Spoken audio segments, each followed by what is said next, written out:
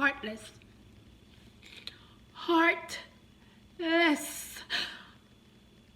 And I'm not going to apologize for just learning this stuff. I won't. I am happy that I'm learning it. And I'm here to soak it all in. Even though it makes me sick to my core, I still have love for everyone. No, but I wasn't wrong up in my But I wasn't wrong up in my Hi guys, it's your Anna Girl and I'm back with another reaction video for you today. And today I'm reacting to The Hidden Truth Behind the End of Slavery by Thomas Sowell. So guys, a few days ago I did a video about Thomas Sowell and about slavery that wasn't taught in school. And I was in awe of what I learned. And I know a lot of people went to the comment section and kept going off saying, oh, how could you not know this? How did you not learn this? Well, listen, I did not know it. And I have no shame in saying that I didn't know it. And I am happy to learn because I'm a person who keeps an open mind and I'm always willing to learn. And I have no apologies where that is concerned. Okay, guys? So it wasn't taught. I was never taught that. You understand? And I know it's not in school because my generation and a lot of people like myself have never heard that stuff before. So right there and then I got me a gem and I'm so happy for you guys who introduced me to Thomas Sowell. So we're going to get into this, all right? And this is part 1. So if you're new to my channel and it's your first time here, come on in, right back, put a smile on your face and enjoy this reaction with the Island Girl. To all my regulars, my smugglers, my day ones, my sweetie pies, my sweetie poos, come on in, right back. Put that smile on your face and enjoy. I don't know if we're going to smile or what, but we're going to learn something, all right? So, here we go. Let's get into this video. This said part 1.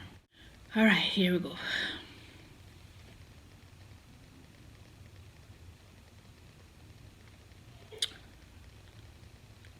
Black rednecks and white liberals. Slavery was destroyed within the United States at staggering costs in blood and treasure. But the struggle was over within a few ghastly years of warfare. Nevertheless, the Civil War was the bloodiest war ever fought in the Western Hemisphere, and more Americans were killed in that war than in any other war in the country's history. Wow. But this was a highly atypical, indeed unique, way to end slavery. In most of the rest of the world, unremitting efforts to destroy the institution of slavery went on for more than a century, on 1,000 shifting fronts, and in the face of determined and ingenious efforts to continue the trade in human beings. Within the British Empire, the abolition of slavery was accompanied by the payment of compensation to slave owners for what was legally the confiscation of their property. This cost the British government £20 million, a huge sum in the 19th century, about 5% of the nation's annual output. A similar plan to have the federal government of the United States buy up the slaves and then set them free was proposed in Congress, but was never implemented. The costs of emancipating the millions of slaves in the United States would have been more than half the annual national output, but still less than the economic costs of the Civil War. Wow. Tell me about it. So Britain did 20 million and the US was saying, you know what, it's too much, all right? It's too much over here. So, but yet still the Civil War costs more. So, let's keep going. Quite aside from the cost in blood and lives, and a legacy of lasting bitterness in the South, growing out of its defeat and the widespread destruction it suffered during that conflict. While the British could simply abolish slavery in their Western Hemisphere colonies, they faced a more daunting and longer-lasting task of patrolling the Atlantic off the coast of Africa, in order to prevent slave ships of various nationalities from continuing to supply slaves illegally. Even during the Napoleonic Wars, Britain continued to keep some of its warships on patrol off West Africa. Moreover, such patrols likewise tried to interdict the shipments of slaves from East Africa through the Indian Ocean, the Red Sea, and the Persian Gulf. Brazil capitulated to British demands that it end its slave trade after being publicly humiliated by British warships that seized and destroyed slave ships within Brazil's own waters. In 1873, 2 British cruisers appeared off the coast of Zanzibar and threatened to blockade the island unless the slave market there shut down. It was shut down. It would be hard to think of any other crusade pursued so relentlessly for so long by any nation at such mounting costs without any economic or other tangible benefit to itself. These costs included bribes paid to Spain and Portugal to get their cooperation with the effort to stop the international slave trade, and the costs of maintaining naval patrols and of resettling freed slaves, not to mention dangerous frictions with France and the United States, among other countries. Captains of British warships who detained vessels suspected of carrying slaves were legally liable if those vessels turned out to have no slaves on board. The human costs were also large. The heavy drain, physical and mental, in keeping squadrons on the East African coast was reflected in the loss of 282 officers and men in the 10 years 1875 to 1885. And this did not include those invalidated home. Naval personnel, racked by fever, sunstroke, and dysentery, were forced to retire prematurely and live on a small pittance. The cost of upkeep of the squadron over the 20 years prior to 1890 was estimated at 4 million sterling, and this did not take into account the large amount of work imposed on consular and judicial staff at Zanzibar in trying cases and dealing with reports, etc. Even so, the results were slow in coming. More streamlined slave ships were designed in hopes of... Man, they did work hard. Can you imagine? They worked so hard. So many lives lost trying to save a life as well. This is so eye-opening, guys. I'm telling you. I've never heard anything like this. More streamlined slave ships were designed in hopes of being able to outrun the ships of the Royal Navy in the Atlantic. Nevertheless, the dogged persistence of the British eventually reduced the shipment of slaves across the Atlantic and across the waters of the Islamic world. Although the French flag was for many years widely used as protection from the boarding of ships on the high seas by the British Navy, even by slave traders who were neither French nor authorized to fly the French flag.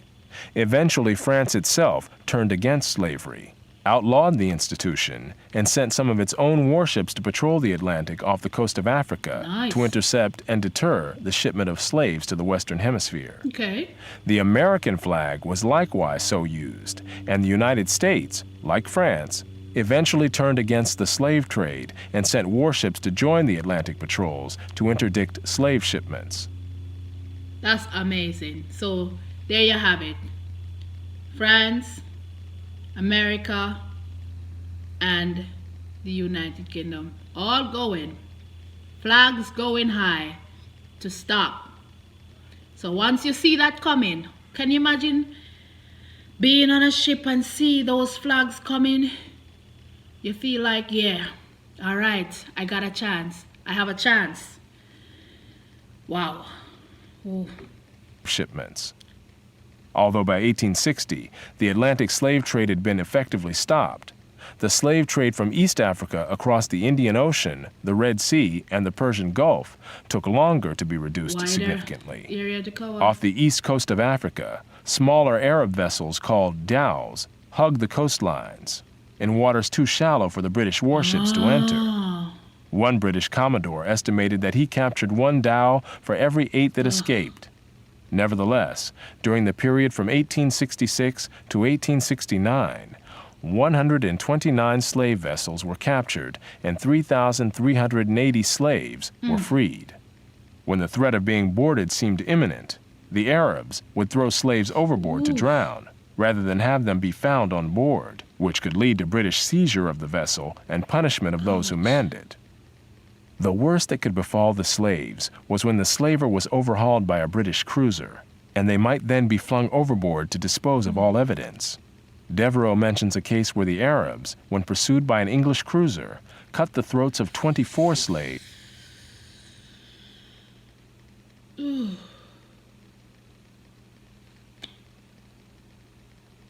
First, they were important.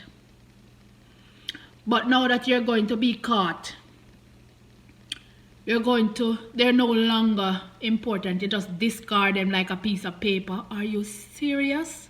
Oh, yeah. I am angry. I am upset about the past. Don't get me wrong. I know it is in the past. Don't get me wrong, guys. I have no ill will to anyone. But learning this, it makes you upset. It makes it makes me hurt my stomach turn to know how much. Just hearing the grim. And threw them overboard.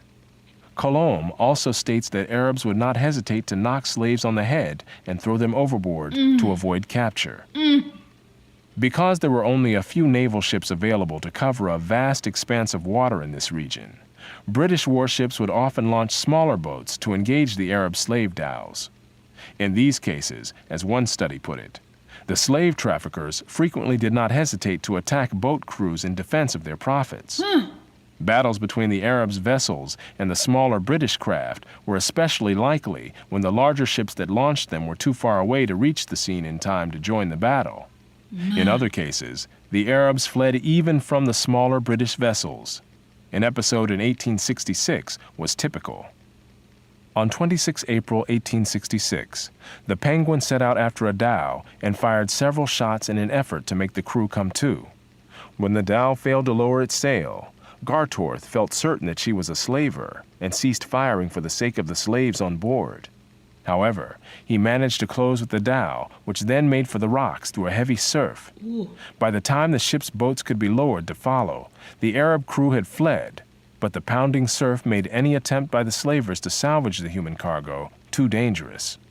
To their horror, the boat crew found that they too could not reach the dhow, which was rapidly filling with water, drowning the slaves. The boat officer decided that he could not risk coming in close to the dhow, but several of the crewmen of the cutter recklessly dived in and swam through the surf to the dhow. In a remarkable display of courage, the sailors managed to bring 28 of the slaves back to the boat. But the dhow appeared to have had more than 200 slaves on board, and most died in the pounding waves.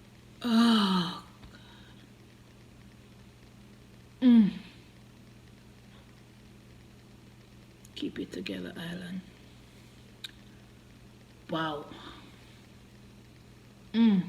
Like I said.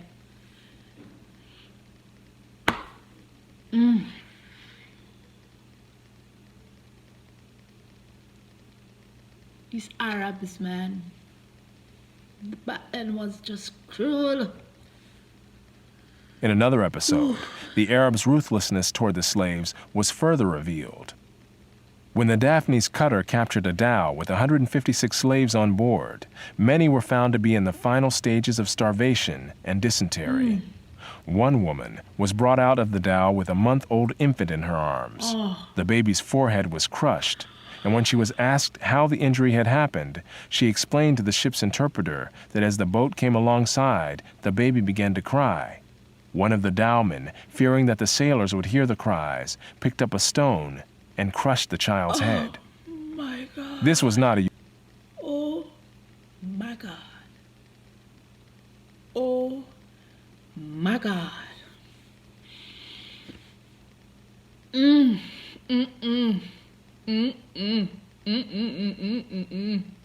No. Whew, I think I had enough of this video.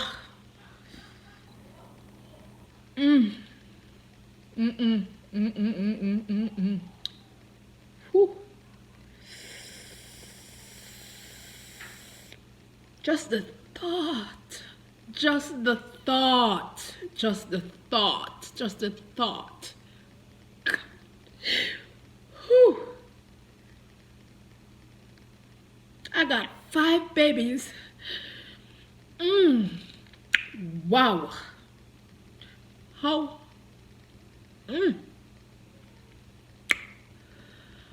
Wicked. Wicked. Was not a unique act. British missionary and explorer David Livingstone related a similar incident on land. One woman, who was unable to carry both her load and young child, had the child taken from her and saw its brains dashed out on a stone. Dr. Livingstone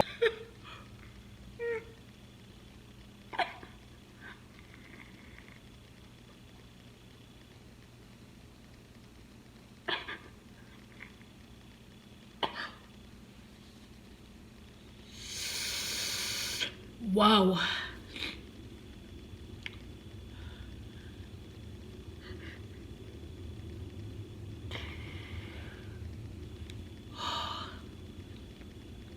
Heartless. Heartless.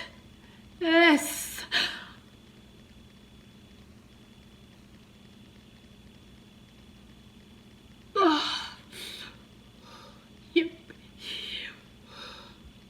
baby. Oh.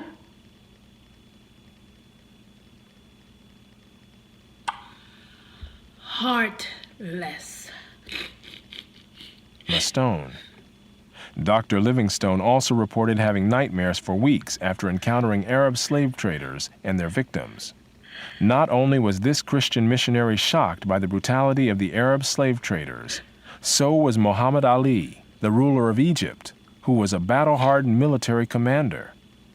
None of this means that the horrors of the transatlantic slave trade should be ignored, downplayed, or excused, nor have they been. A vast literature has detailed the vile conditions under which slaves from Africa lived and died during their voyages to the Western Hemisphere. But the much less publicized slave trade to the Islamic countries had even higher mortality rates en route, as well as involving larger numbers of people over the centuries, even though the Atlantic slave trade had higher peaks while it lasted. By a variety of accounts, most of the slaves who were marched across the Sahara toward the Mediterranean died on the way. While these were mostly women and girls, the males faced a special danger: castration, to produce the eunuchs in demand as harem attendants in the Islamic world. Because castration was forbidden by Islamic law, the operation tended to be performed, usually crudely, in the hinterlands, before the slave caravans reached places within the effective control of the Ottoman Empire. The great majority of those operated on died as a result. But the price of eunuchs was so much higher than the price of other slaves that the practice was still profitable on net balance.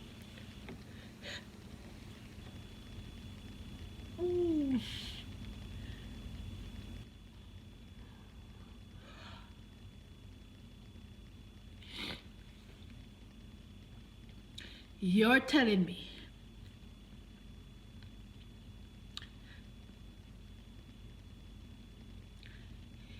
they were like nothing. They were like nothing to them. Just learning this.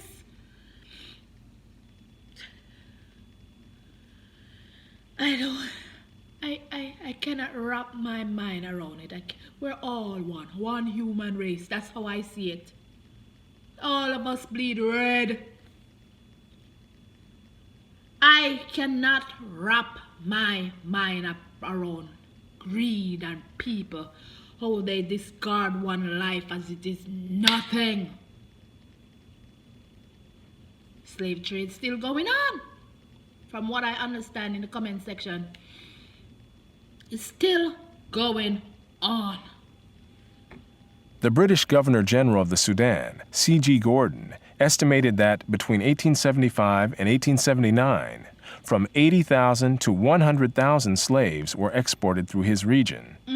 General Gordon imposed the death penalty on those convicted of castrating slave men to market them as eunuchs.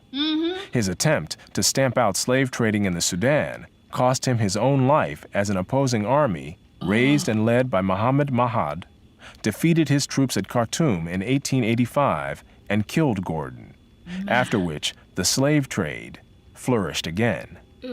British control in the region was firmly re-established in 1898 by the crushing victory of troops led by Lord Kitchener at Omdurman, and including a young officer named Winston Churchill. On the issue of slavery, it was essentially Western civilization against the world. At the time, Western civilization had the power to prevail against all other civilizations. That is how and why slavery was destroyed as an institution in almost the whole world. But it did not happen all at once or even within a few decades.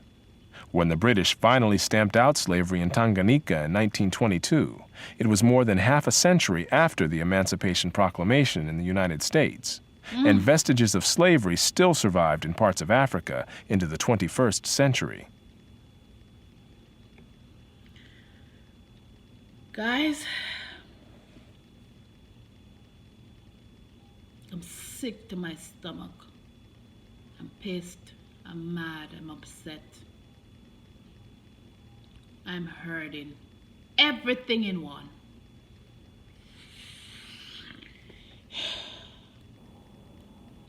I don't get it. I don't understand it. I'm not even gonna try.